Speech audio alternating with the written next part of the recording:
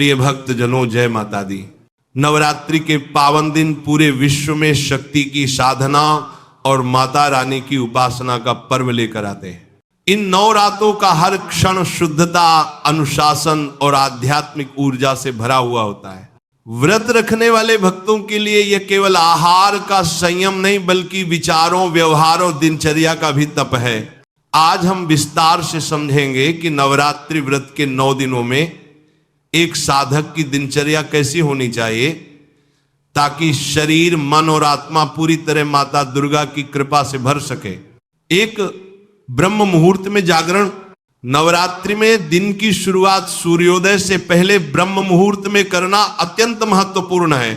लगभग 4 बजे से 5 बजे के बीच का समय सबसे शुद्ध और ऊर्जा से परिपूर्ण माना जाता है। नींद से उठते ही सबसे पहले माता का स्मरण करें और आचमन कर महत्वपूर्ण माना जाता है। देवी दुर्गाए नमः का जाप करें। इसके बाद गुनगुने जल से स्नान करें। स्वच्छ और हल्के रंग के कपड़े पहने। सफेद, पीले या लाल रंग के वस्त्र शुभ माने जाते हैं।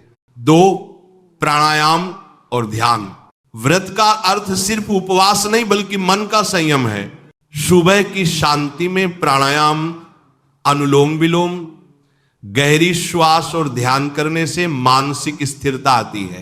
क्या अभी तक आपने सब्सक्राइब नहीं किया? किया नहीं है तो कर लो।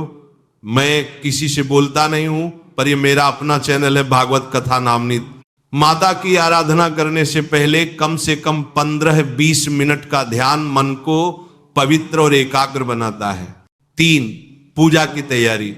नवरात्रि के दौरान घर के मंदिर या पूजा स्थान को विशेष रूप से स्वच्छ रखें। कलश स्थापना के बाद प्रतिदिन सुबह और शाम मां दुर्गा, महाकाली, महालक्ष्मी और महासरस्वती का पूजन करें। पूजन के समय गंगाजल, दीपक, लाल चुनरी, पुष्प, धूप और फल का उपयोग करें।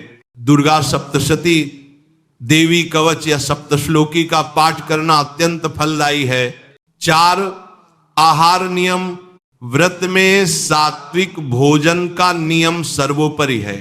अनाज, दाल, लहसुन, प्याज, मांसाहार और तामसिक भोजन का त्याग करें। दिन में 1 या 2 बार फलाहार लें। इसमें फल, दूध, दही, सिंघाड़ा आटा, कुट्टू आटा, साबूदाना, राजगीरा शामिल हो सकते हैं। नमक के स्थान पर सेंधा नमक का प्रयोग करें। जल का अधिक सेवन करें ताकि शरीर में ऊर्जा बनी रहे। 5 दिन का अनुशासन। दिन भर अपनी वाणी पर संयम रखें। व्यर्थ की बातें, झगड़े, क्रोध, चुगली और नकारात्मक विचारों से दूर रहें। कार्य चाहे घर का हो या बाहर का, शांत मन से करें। जरूरत से ज्यादा मोबाइल, टीवी और सोशल मीडिया का प्रयोग कम से कम करें। क्या अभी तक आपने सब्सक्राइब नहीं किया? किया नहीं है तो कर लो। मैं किसी से बोलता नहीं हूं, पर यह मेरा अपना चैनल है भागवत कथा नवनीत। ये समय आत्मनिरीक्षण और साधना का है, ना कि बाहरी विकर्षणों का। 6, सेवा और दान। नवरात्रि में व्रत का असली अर्थ है दूसरों की सेवा। किसी भूखे को भोजन कराना, गौ सेवा, गरीबों को वस्त्र दान, कन्याओं को भोजन और उपहार देना, ये सभी मां को प्रसन्न करने के श्रेष्ठ मार्ग हैं। प्रतिदिन कम से कम एक पुण्य कार्य करने का संकल्प लें। 7, संध्या आरती और भजन। सूर्यास्त के बाद संध्या आरती अनिवार्य है। घर में परिवार सहित माता की आरती करें, भजन गाएं, घंटी बजाएं। इस समय घर का वातावरण अत्यंत पवित्र और ऊर्जावान होता है। आरती के बाद प्रसाद वितरण करें। यह समय परिवार के साथ आध्यात्मिकता का आनंद लेने का होता है। 8, रात्रि विश्राम। दिन भर के व्रत और पूजा के बाद रात में हल्का भोजन करें, फिर माता का स्मरण कर विश्राम करें। सोने से पहले जय माता दी का नाम जपें। यह नाम जप न केवल नींद को गहरा बनाता है, बल्कि मन में शांति और संतोष भर देता है।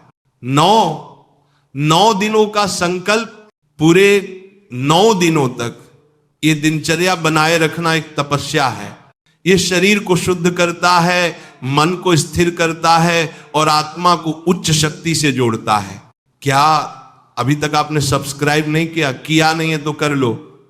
मैं किसी से बोलता नहीं हूं, पर यह मेरा अपना चैनल है भागवत कथा नवनीत। नवरात्रि का व्रत केवल देवी की कृपा पाने का साधन नहीं, बल्कि अपने जीवन को अनुशासन, सेवा और भक्ति से भरने का मार्ग है। 10. अंतिम दिन का महत्व। नवमी या अष्टमी के दिन कन्या पूजन और हवन का विशेष महत्व है। नव कन्याओं को भोजन कराना, उन्हें उपहार और दक्षिणा देना व्रत को पूर्ण करता है।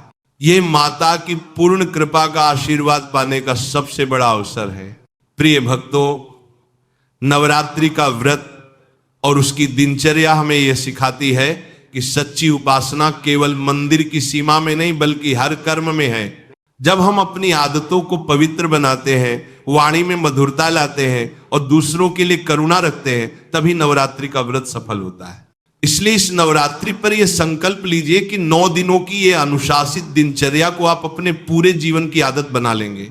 नियमित समय पर उठना, सात्विक भोजन, ध्यान, सेवा और सत्संग, यही वह सूत्र है जो न सिर्फ व्रत को सफल बनाता है, बल्कि पूरे जीवन को मंगलमय करता है। मां दुर्गा से यही प्रार्थना है कि उनका आशीर्वाद आप सभी पर बना रहे, आपके घर में सुख, शांति और समृद्धि आए और आपका जीवन सदैव शक्ति और भक्ति से ओतप्रोत हो। एक छोटी सी विनती, अगर आपको ये उपदेश अच्छा लगा हो तो मेरे अपने चैनल भागवत कथा नावनीत को सब्सक्राइब कर दीजिए। कई लोग मेरे नाम का गलत प्रयोग कर रहे हैं, पर मैं किसी पर इल्जाम नहीं लगाता, बस आप मेरा साथ दीजिए।